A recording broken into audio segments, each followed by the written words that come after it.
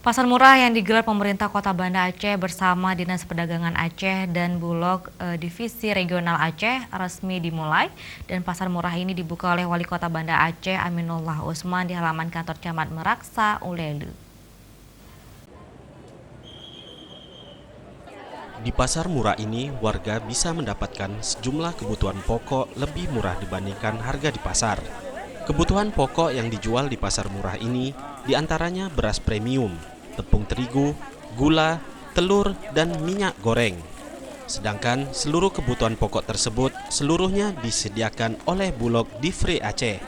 Wali Kota Banda Aceh Aminullah Usman mengatakan kegiatan ini digelar untuk meringankan beban masyarakat, terutama masyarakat menengah ke bawah, agar dapat memenuhi kebutuhan barang pokok dengan harga lebih murah jelang Hari Raya Idul Adha. Pemerintah mensubsidi kebutuhan pokok yang dijual di pasar murah tersebut. Beras premium dijual sebesar Rp80.000 per sak. Gula pasir sebesar Rp9.500 per kilogram. Minyak goreng kemasan Rp21.500 per 2 liter. Tepung terigu Rp7.500 per kilogram. Dan telur Rp35.500 per papannya. Dalam rangka menekan harga, ya, jangan terjadi kenaikan harga menjelang Idul Adha.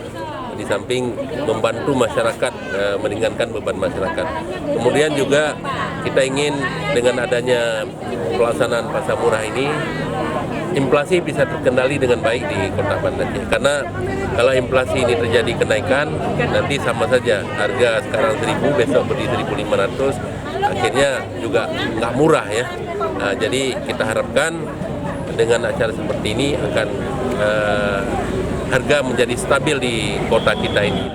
Selain di halaman kantor Camat Meraksa, pasar murah ini juga digelar di halaman Masjid Suhada Lam Gugup Banda Aceh, kemudian di halaman kantor Camat Banda Raya, dan di halaman Rusunawa.